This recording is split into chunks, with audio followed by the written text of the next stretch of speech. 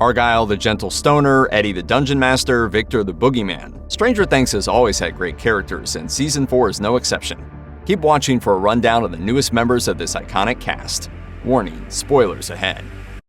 We meet Eddie Munson in the cafeteria of Hawkins High, where he initially comes off as kind of a jerk. Eddie runs the Hellfire Club, a role-playing game group our protagonists have joined since their old dungeon master Will moved west. Mike and Dustin are genuinely worried about breaking the news that Lucas won't be joining them for the culmination of Eddie's Dungeons & Dragons campaign, and when they finally tell him, he doesn't take it well. Eddie appears to be a proud, troublemaking loser who brags about having not graduated the year before, but this first impression is designed to throw us off balance. Welcome to Hellfire. Eddie isn't a saint, but he's also not the devil that most of Hawkins will soon believe him to be. Once we learn more about the Dungeon Master of the Hellfire Club, he becomes a much more likable character. When troubled cheerleader Chrissy meets him in the woods to buy drugs, they bond over shared insecurities. Chrissy acts like she doesn't know him, then remembers he used to be a quiet kid with short hair who liked to play guitar. When they go to his uncle's trailer, we can tell that life has been rough for Eddie Munson. He clearly doesn't have much family or many resources, and his edgy personality is probably a defense mechanism. However, his life's about to get a lot rougher, as most of Hawkins suspects him of being a devil-possessed serial killer. Jason Carver is pretty much the exact opposite of Eddie Munson. A golden boy with perfectly coiffed blonde locks, Jason is the captain of the Hawkins High basketball team. Like Eddie, we meet him while he delivers an impassioned speech to his classmates. However, while Eddie rages against conformity, Jason rallies the student body to his conformist point of view. His pre-championship tournament pep talk is full of the empty rhetoric that often follows real-world tragedies. What did they die for? For us to lose to some crap school? No! Jason also makes sure to publicly profess his love for Chrissy. The fact that she stands him up later that night might have nothing to do with their relationship, or it might be a red flag that things aren't so perfect between the cheerleader and the jock. We soon see that Jason's good guy persona is as much a facade as Eddie's bad boy act. He doesn't see himself as a lawbreaker, but he doesn't think twice about breaking into someone else's property to party or bragging about underage drinking in front of the cops. He also has a violent temper. He beats up Eddie's bandmate to get information and seems poised to do worse if he ever catches up to Eddie. The end of Season 4, Volume 1 reinforces that Eddie and Jason are indeed diametrically opposed. Once Jason has witnessed Vecna in action, he goes all in on the satanic panic and blames the Hellfire Club for the murders. The audience might see him for who he is, but Hawkins is still mostly on their Golden Boy's side.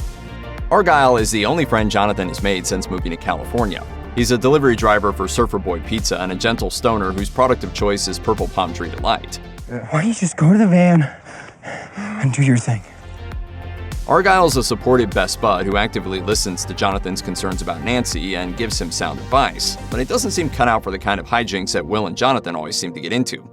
More weed? Is that really a good idea right now? Have you got a better idea to keep him calm? Take, for example, when Jonathan, Will, and Mike scheme to order some Surfer Boy pies so that he can arrive at the buyer's house and rescue them, as they're basically being held under house arrest by Dr. Owen and Dr. Brenner's goons. However, the military gets there first, and Argyle finds himself in the middle of a gunfight. He barely keeps it together when an injured guard dies in the back of his vehicle while fleeing, and he loses his mind as they're burying the man in the desert. Though Jonathan tries to explain that the point of an unmarked grave is to hide the dead body, empathetic Argyle imagines that he must have had a family and makes a makeshift tombstone out of a pizza box. When the group road trips to Susie's house to trace Elle's location, Mike warns Argyle that they're very religious. He takes offense and says he's spiritual too. More proof that Argyle's a lover and not a fighter, he instantly falls for Eden, Susie's foul-mouthed older sister. We should probably hate this season's otherworldly evil monster the most, but Angela gives Vecna a run for his money. In her letters to Mike, Elle makes it seem like things are going swimmingly since she's moved to California, but Will knows better. It's not just that Elle's an unpopular wallflower, she's the target of intense bullying at her high school, and Angela is the ringleader of the Mean Kids circus. Like Jason, Angela manages to get away with pretty vile behavior while, for the most part, staying on the good side of the authority figures around her. She gives an insufferable slideshow presentation about why Helen Keller is her hero, and turns around and torments the differently abled kid in her class. When she interrupts Elle as she explains her diorama of Hopper's house, it's obvious that the teacher is aware that Angela is a bit of a pill. However, she doesn't do anything to protect Elle, even as the kids are snickering about her dead father figure. I made a diorama of our cabin. More like diarrhea. In short order, Angela demonstrates the full extent of her cruelty, first by tripping her, leading to her project being destroyed. Elle doesn't snitch, but the truth is so obvious that Angela gets reprimanded. As revenge, Angela orchestrates a humiliating skating rink attack, which is made even worse by the fact that Elle lied to Mike and told him that she and Angela were friends. Nobody deserves a roller skate to the face, but seeing Angela with a bloody nose is a little satisfying. We don't know if we'll check in with this meanest of mean girls again in Volume 2, but it's doubtful she learned her lesson. On the surface, Chrissy is an idealized girl next door type. With her bouncy ponytail, wide eyes, and bright smile, she fits the part of head cheerleader and the basketball team captain's girlfriend. However, when Max crosses paths with Chrissy, first coming out of the guidance counselor's office looking upset, then in the bathroom, we know something is amiss.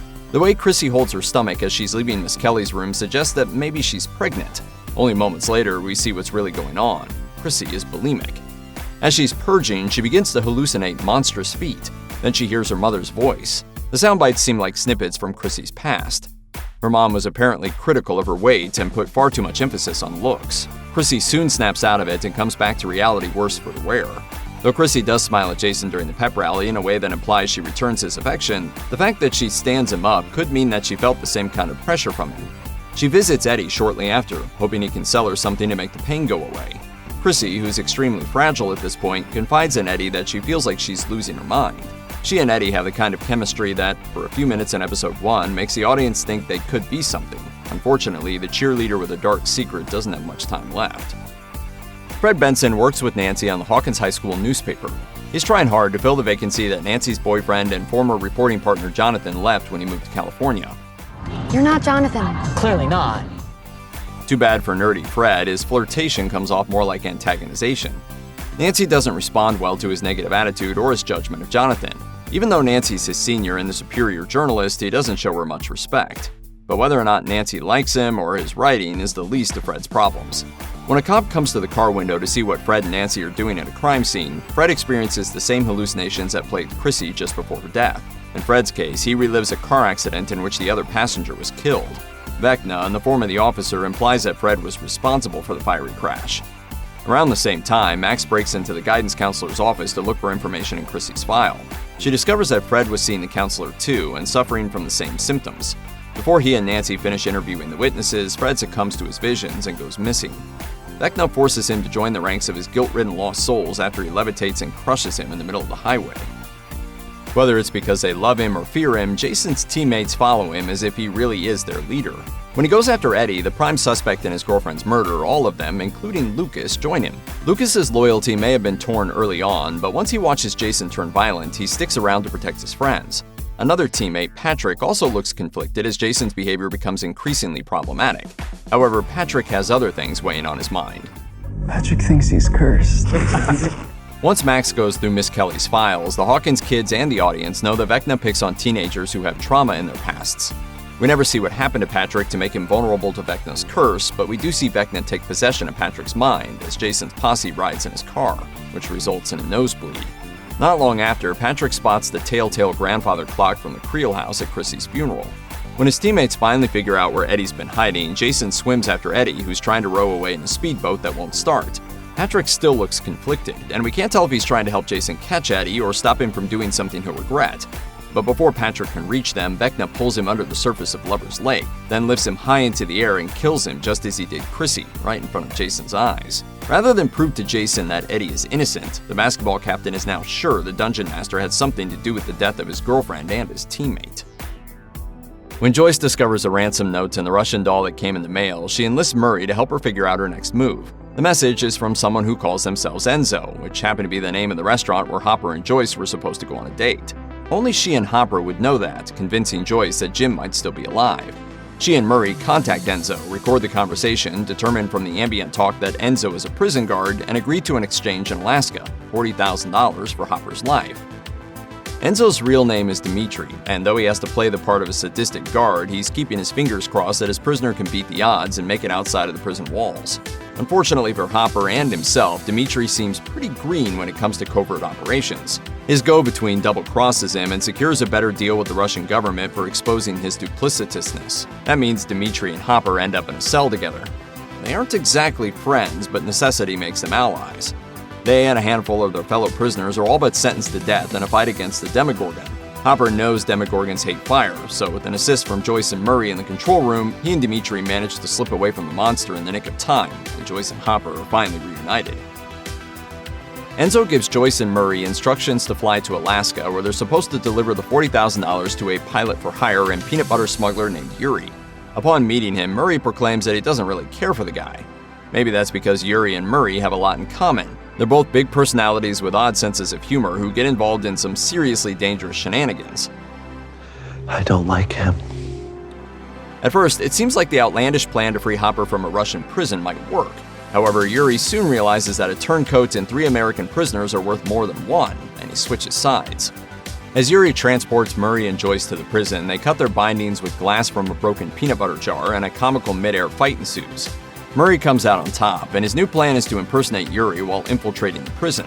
Since Yuri and Murray bear a strong resemblance to each other in appearance and personality, the plan works. At least the first step is a success. Now Yuri, Joyce, and Murray are all inside the facility, along with Hopper and Dmitri, not to mention a Demogorgon. Fickle, goofy Yuri will likely see how the wind blows and buddy up with whoever can help him or pay him the most. Stranger Things 4 tells the story of the Creel family several times, and there are important discrepancies in each retelling. Nancy first hears about them from Eddie's uncle, who heard it through the once common urban legend that Victor Creel mercilessly murdered his wife and 2 kids by breaking their limbs and cutting out their eyes. When Nancy and Robin go to the local library to search through microfilm, they happen upon a tabloid from 1959 in which Victor Creel claims demons killed his loved ones.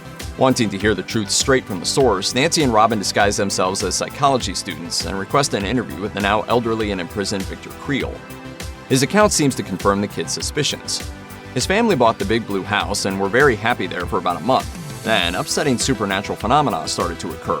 Victor believes his home in Hawkins was haunted by a demon who tortured and killed his wife Virginia and daughter Alice, while it kept him occupied with nightmarish visions. His son Henry, he says, was found in a coma and died days later. Victor was so destroyed by what the supposed demon had wrought that he gouged his own eyes out in hopes it would take him too. He's a shell of a man when Nancy and Robin come to question him, and as of yet, he doesn't know the real story of what happened. One of the more confusing elements of Stranger Things 4 is all the various uniformed agencies pursuing Eleven. After Jane Hopper concusses the bully Angela with a skate, the local police show up at the Byers house to take Elle into custody. Meanwhile, Lieutenant Colonel Sullivan arrives at Dr. Owen's personal residence in Nevada. He plays nice at first, but then he lets Owens in on the real reason for his surprise middle-of-the-night helicopter visit. The US military thinks the Hawkins lab was training kids like Eleven to be remote assassins, and they suspect Elle, not Eddie, actually killed Chrissy and Fred. Owens swears she's dead, but Sullivan ransacks the house and intends to tail him if he goes looking for Eleven. Dr. Owens gets to Elle first when his people intercept her on her way to juvie, but Sullivan's thugs aren't far behind. They open fire at the Byers house with little concern as to whether the kids are collateral damage. Sullivan himself later interrogates a guard who survived the shootout to get the underground lab's location. When episode 7 ends, he has the information he needs, but so do Mike, Will, Jonathan, and Argyle, who are all headed to the same place on the map.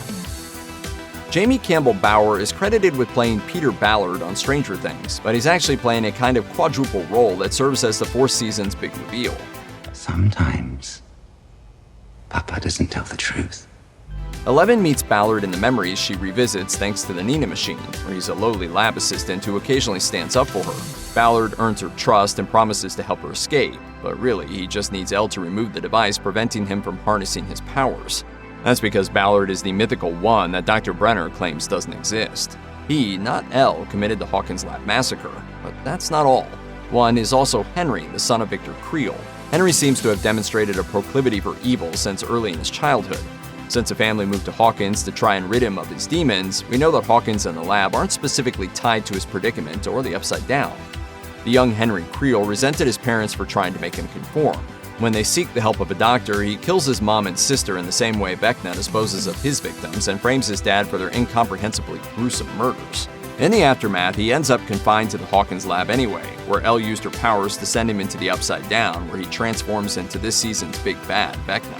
This development ties up a lot of loose ends from seasons 1 through 3, but whether we call him Peter Ballard, One, Henry Creel, or Vecna, his story isn't over yet. Check out one of our newest videos right here. Plus, even more Looper videos about your favorite shows are coming soon. Subscribe to our YouTube channel and hit the bell so you don't miss a single one.